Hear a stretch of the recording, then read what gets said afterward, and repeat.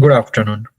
Today I am presenting a insider trade in information security. Me, myself, Saurav, Manish, Kunjal, and Deep is my team. Let's go to the next presentation slide.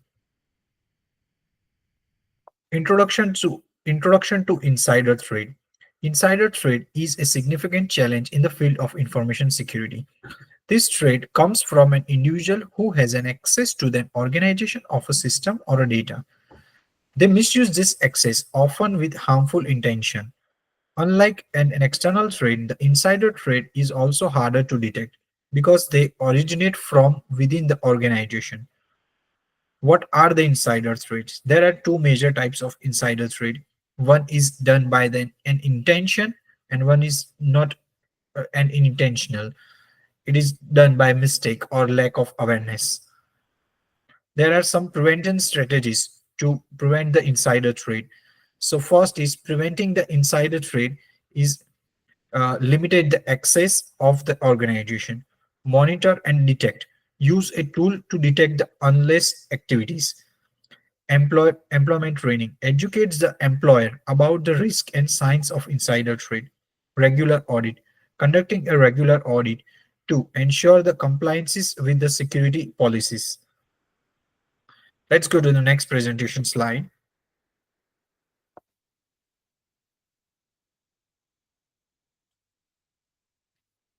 Its background.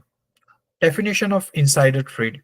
An insider trade refers to a risk that individual who has an access to an organization, whether the employee, contractor, partner, might misuse the access and harm the organization. Types, there are two major types, intentional and non-intentional. The key the key point is the consequences of insider trade. The consequences of insider trade can be serves, ragging of data breaching and financial losses, reputation damage, legal information. Because of the insider already has an access to the potential damage they can cause is more often and significant, and that can caused by an external attackers. Importance of understanding the insider trade. To manage an insider security effectively, it is essential to understand the nature of insider trade. To understand and help the developing an appropriate strategies might the risk and protect the organization access. Thank you. Now I am handing over my presentation to my friend. Hello, my name is Deep Chadufia. Today I will discuss about consequences of insider threats. Firstly, financial loss. Insider threats can lead to significant financial losses for an organization. This may include the cost of associated with data breaches, such as fines, legal fees, and the expense of mitigation the breaches. Additionally, there could be lost revenue if customer lost confidence in the organization. Second one is data breaches. A common outcome of insider threats is data breaches, where sensitive information such as customer data, intellectual property for financial records is exposed. This can have long-term consequences, including legal action and loss of competitive advantages. Third one is legal consequences. Organizations may face legal consequences as a result of insider threats, especially if they fail to protect sensitive data adequately. Regularity fines, lawsuits, and compliance penalties are potential legal outcomes. Fourth one is loss of customer trust. When customers' personal or financial information is compromised due to an insider threats, they may lose trust in the organization ability to protect their data. This loss of trust can result in customer attrition and damage to long-term relationship. Fifth one is comprised of sensitive information. Insider with access to sensitive information such as trade secret or strategic plans can compromise this data, potentially leaking into the competitors or other malicious entities. This can undermine the organization's strategic advantages and future plans. Now we discuss about motive behind insider threats. So first one is personal gain. One of the most common motives for insider threats is personal gain. Insiders may misuse their access to steal valuable information or resources that they can sell or use for their own benefits. For example, an employee might steal trade secret or customer data to sell to competitors or at the dark web. Second one is financial incentives. Financial incentives can also drive insiders to commit malicious acts that may be offered money by external parties such as competitors or cyber criminals in exchange for providing access to sensitive information or systems. This is often the case in industrial, exponential, or barrier situations. Third one is ideological beliefs. Some insiders are motivated by ideological beliefs, which can include political, religious, or social causes. These individuals may believe that their act serve a greater good, even if it means harming the organization. For example, they may leak information to expose what they perceive as unethical parties within the organization. Fourth one is revenge. Revenge is another powerful motivator. Insiders who feel wronged by organization, perhaps due to an perceived injustice, such as being passed over for promotion or feeling misordered by management, may seek their relatives. Their actions are often driven by energy or desire to cause harm to the organization. Fourth one is desire to harm the organization. Behind personal governance, some insiders may simply want to harm the organization. This could be due to the loyalty to the competitors, dissatisfaction with the company's direction, or general dislike for the organization or its leadership. Fifth one is importance of understanding motives. Understanding the motives behind insider threats is crucial for developing effective preventive measures by an organization. What drives individuals to become insider threats? Organization can implement targeted security measures such as monitoring for unusual behavior, providing support for disorder employees, and ensuring fair and transparent organizational parties. So we move to the next point. So next point is a type of insider threats. So first one is a IT sabotage.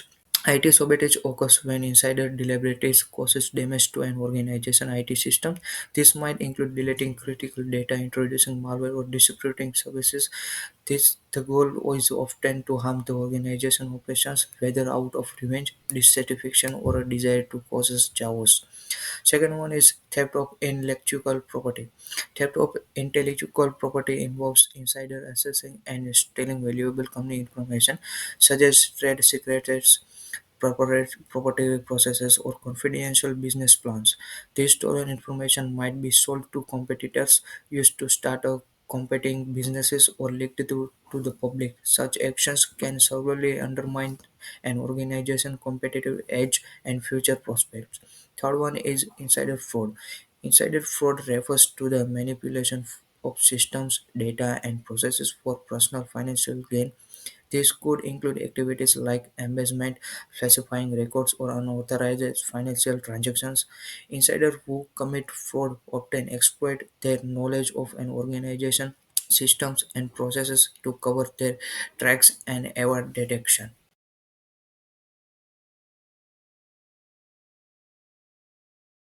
Hi everyone, my name is Kunjal Kumar Dilip Patel. Now I'm continuing my presentation with detection and preservation strategy.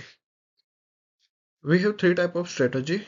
First one is the implementing robust access control and monitoring system, which is one of the most effective way to prevent insider if threat is to implement strong access control. This means limited access to sensitive information and system based on a roles and responsibility.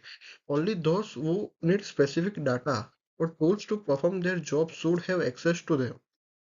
Second one, second one is regular update to risk assessment and incident management process, which describe the it is essential to regularly update the risk assessment. This is involved evaluating the potential and insider threat, identify new vulnerability and researching existing one.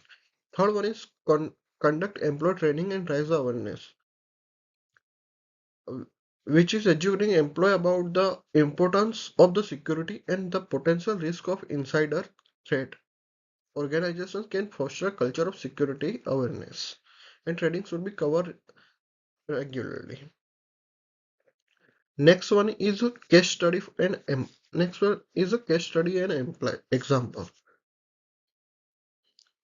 We can start by discuss recent insider threats, like a few recent and notable case of insider threat. For example, you should talk about incident like Edward Snowden case or case where employees have stolen sensitive customer data. Describe the nature of the insider threat in each case, what the insider did, how it impacted the organization. Highlight the consequences, such as a financial losses, legal repercussion, or damage to the organization reputation.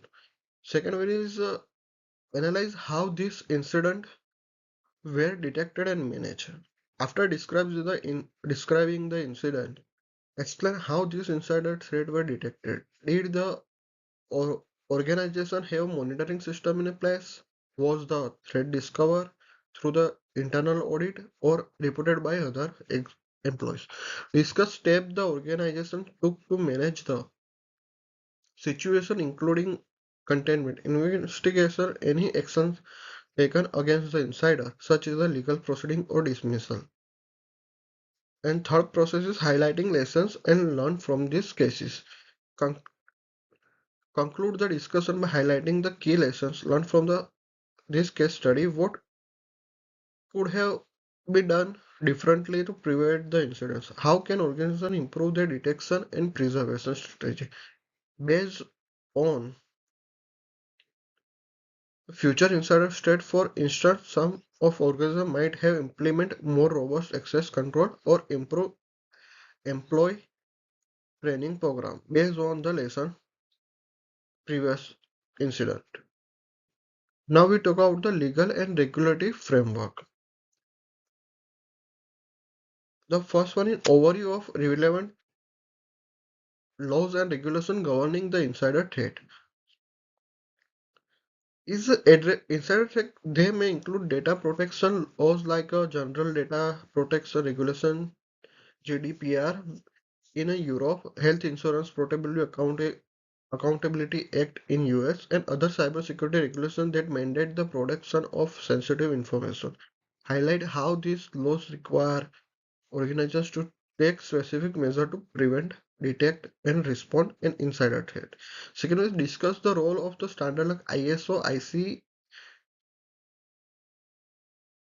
27001 in managing insider threat.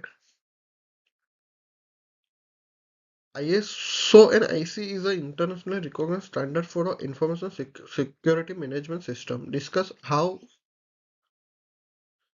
this standard help the organization manage a structured framework for implementing security controls, conducting risk assessment, and ensuring the continuous improvement in security practices. Emphasize that adhering to such a standard not only helps in preventing insider threat but also demonstrates the commitment to the security-based practice. And third, the importance of the compliance with the legal requirement to market risks. Compliance with the legal and regulatory requirement is essential to the risk associated with insider threat. Non-compliance can result in serve penalties, including fines, legal action, and reputational damage. And how organizations can reduce their risk exposure by the up to date with relevant laws, regulation, implementing required security measure, and conducting regular audit to ensure compliance. This is also involve maintaining clear policies on employee conduct, access control, incident reporting, all the managing insider threat. Thank you very much. This is from all my side. My name is Munish Rawal, and I'm going to continue this presentation till conclusion. So let's continue from the business sector requirements. So we have 3 points in a business sector requirements. The first one is critical sectors such as finance, healthcare, and utilities are highly vulnerable, which can be understood by the financial sector deal with the vast amounts of personal and financial data. Healthcare handles sensitive patient information, and utilities are responsible for critical infrastructure. The high stakes in these sectors make them prime targets for insider threats where the impact of an attack can be devastating. The second point is insider threats can lead to IT sabotage, fraud, and other service outcomes. This can be understood by in these sectors, insider threats can lead to severe outcomes, including IT sabotage, fraud, and other malicious activities. For example, IT sabotage in utilities could disrupt essential services, affecting millions of people. Data breaches in healthcare could lead to the exposure of sensitive patient records, causing both legal and reputational harm.